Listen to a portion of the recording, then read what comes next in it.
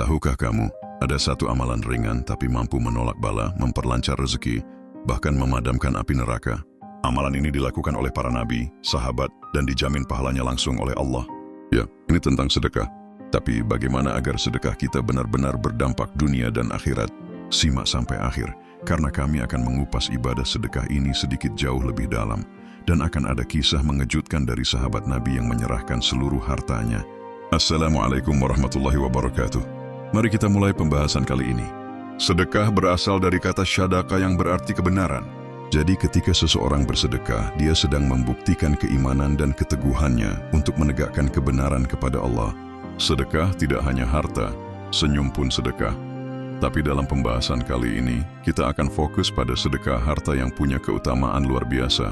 Allah berfirman dalam surat Al-Baqarah ayat 274.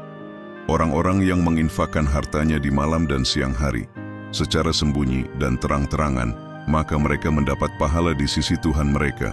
Tidak ada rasa takut pada mereka, dan mereka tidak bersedih hati. Kita cermati kalimat tersebut, bahwa Allah menjamin setiap manusia yang berinfak atau bersedekah akan mendapatkan pahala di sisi Allah.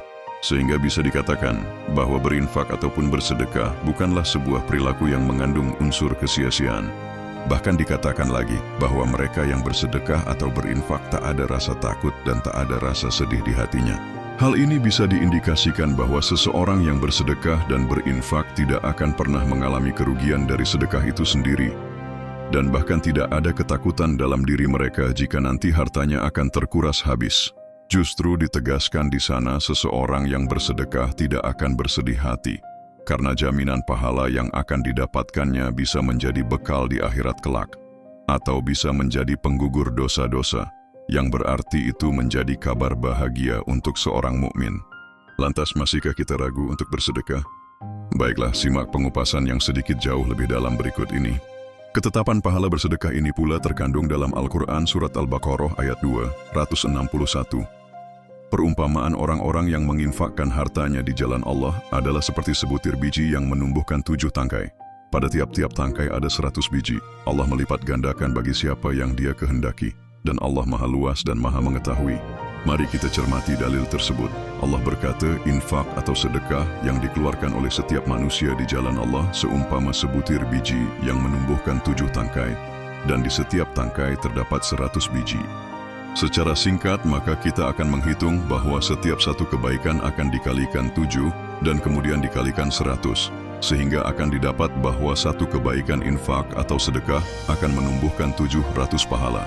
Pemahaman tersebut sangat masuk akal dan bahkan kerap menjadi acuan para ulama mengenai pahala bersedekah. Namun jika kita kupas lebih dalam lagi, di akhir ayat tersebut terdapat kalimat, Allah melipat gandakan bagi siapa yang Dia kehendaki, dan Allah Maha Luas dan Maha Mengetahui. Dalam kalimat tersebut, ditegaskan bahwa Allah melipat gandakan bagi siapa yang Dia kehendaki. Secara tersirat kalimat ini menyatakan bahwa tidak ada batasan bagi siapapun yang ingin bersedekah untuk mendapatkan pahala yang berlipat ganda. Allah tidak akan melihat latar belakang siapa yang bersedekah. Selama Allah berkehendak, maka kebaikan sedekah atau infaknya akan Allah lipat gandakan. Sehingga kita tidak perlu berkecil hati apabila kita masih merasa berlumuran dosa. Namun di sisi lain kita juga menginginkan pahala yang berlipat ganda dari bersedekah. Karena sangat memungkinkan bahwa sedekah kita akan dilipat gandakan dengan kehendak Allah. Sesuai dengan firman Allah tadi. Kendati demikian, ada satu hal yang harus kita perhatikan. Bahwa untuk menjadi sosok manusia yang Allah kehendaki, maka kita harus berserah diri. Menyandarkan seluruh keyakinan kita untuk berharap mendapatkan keridhaan dari Allah demi menjadi manusia yang Allah kehendaki.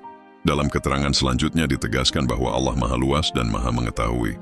Jadi apakah benar pahala sedekah atau infak itu 700 kali lipat?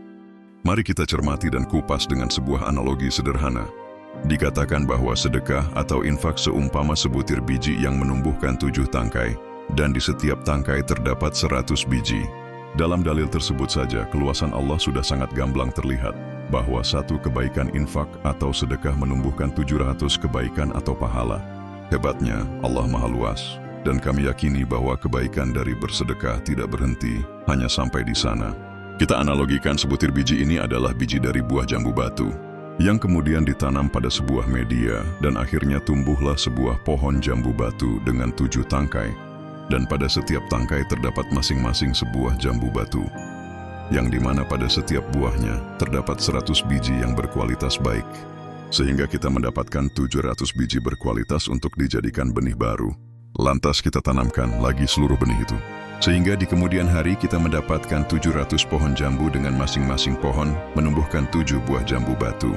Dan masing-masing jambu itu memiliki 100 biji berkualitas yang dapat dijadikan benih baru kembali. Sehingga pada momen itu kita akan mendapatkan 4.900 buah jambu batu.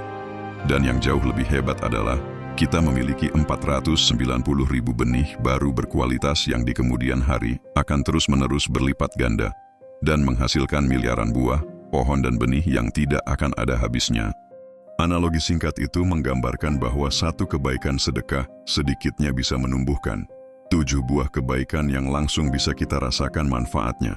Dan terdapat 700 benih kebaikan baru yang bisa kita tanam, dan akhirnya di kemudian hari bisa kita rasakan buah kebaikan dari 700 benih tadi, yang dimana jumlahnya bisa mencapai 4.900 buah kebaikan, dan akan terus-menerus bertambah apabila setiap benih kebaikan dari buah kebaikan tersebut ditanamkan kembali hingga mencapai miliaran kebaikan, bahkan hingga tak ada batasnya.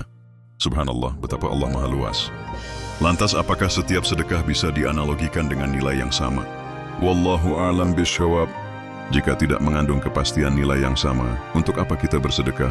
Kita harus ingat bahwa berlipat gandanya sebuah kebaikan adalah hak siapapun yang Allah kehendaki mendapatkannya.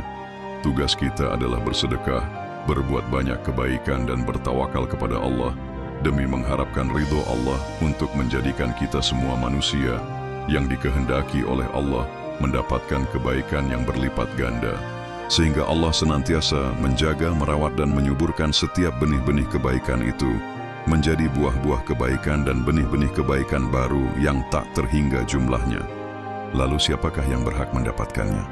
Kita harus ingat betul bahwa Allah Maha mengetahui, sehingga tidak akan ada satu orang pun yang terlewat untuk mendapatkan apa yang sudah menjadi haknya, dan tidak ada satu hak manapun yang akan luput diberikan pada hambanya. Subhanallah, sungguh luar biasa bukan? Tunggu dulu, luasnya kebaikan sedekah belum selesai. Kabar baiknya, ketakjuban kita akan begitu luasnya kebaikan yang ditimbulkan dari bersedekah tidak berhenti dan justru semakin diluaskan oleh sabda Rasulullah. Hadits riwayat Tirmidzi nomor 2616. Sedekah itu memadamkan dosa sebagaimana air memadamkan api. Dan diriwayatkan di hadis Muslim nomor 1000. Setiap pagi 2 malaikat turun, salah satu berdoa, "Ya Allah, berikan ganti kepada orang yang bersedekah," dan yang lain berkata, "Ya Allah, binasakan harta orang yang pelit." Jadi bukan hanya mendapatkan jaminan pahala berlipat ganda di sisi Allah, namun sedekah juga bisa menjadi penghapus dosa-dosa. Bahkan malaikat pun turut andil dalam mendoakan kita untuk mendapatkan imbalan dari apa yang kita sedekahkan. Sayangnya, di sana terdapat peringatan tersirat untuk orang-orang berkecukupan yang sulit untuk bersedekah. Begitu murkanya malaikat hingga mendoakan kebinasaan harta manusia yang pelit.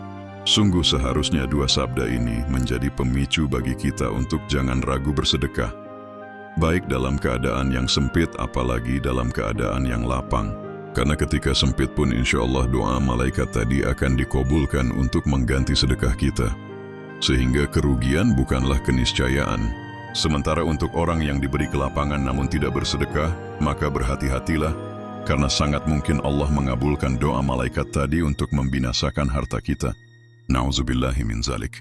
Amalan bersedekah ini pula mengundang para imam besar untuk mengungkapkan pendapatnya masing-masing. Di antaranya, Imam Ibnul Qayyim berkata, sedekah memiliki pengaruh yang luar biasa dalam menolak berbagai musibah, bahkan bagi pelaku dosa sekalipun. Sementara Imam Syafi'i menyebutkan, "Aku tidak mengetahui adanya amal yang lebih utama setelah ilmu selain sedekah." Ibnu Taimiyah pun berpendapat, sedekah adalah sebab kuatnya hati, luasnya rezeki, dan tegaknya agama. Menyimak setiap pendapat para imam besar itu, bahwa seluruh pandangan yang kami utarakan, insya Allah sangat relevan dan bahkan bersinergi satu dan lainnya, dan juga tidak bersinggungan atau tumpang tindih antara satu dan lainnya. Lantas adakah bukti bahwa Rasulullah bersedekah? Riwayat dari Ibnu Abbas radhiyallahu anhum, ia berkata, Rasulullah Shallallahu Alaihi Wasallam adalah orang yang paling dermawan. dan beliau lebih dermawan lagi di bulan Ramadan ketika Jibril menemuinya. Beliau lebih dermawan dalam kebaikan daripada angin yang berhembus. Hadits riwayat Bukhari nomor 6 dan Muslim nomor 2308. Dalam sebuah hadits Rasulullah bersabda, "Jagalah diri kalian dari neraka, walau hanya dengan sedekah sebiji kurma." Hadits riwayat Bukhari dan Muslim. Rasulullah adalah teladan utama dalam hal kedermawanan dan sedekah. Beliau tidak hanya memberi dalam jumlah besar, tetapi juga mengajarkan bahwa sedekah kecil pun memiliki nilai besar. Sedekah beliau bukan hanya dalam bentuk harta, tetapi juga senyuman, pertolongan, dan perhatian. Lalu apakah para sahabat mengikuti jejak langkah Rasulullah? Simak kisah singkat berikut. Kisah Abu Bakar As-Siddiq. Saat Rasulullah meminta bantuan untuk perang Tabuk, Abu Bakar membawa seluruh hartanya. Ketika ditanya oleh Nabi, "Apa yang engkau tinggalkan untuk keluargamu?" Abu Bakar menjawab, "Aku tinggalkan Allah dan Rasul-Nya." Kisah Utsman bin Affan. Dalam masa krisis air di Madinah, Utsman membeli sumur Raumah dan mewakafkannya untuk umat Islam. Bahkan saat perang Tabuk, Utsman menyumbang 300 unta lengkap dengan perlengkapannya.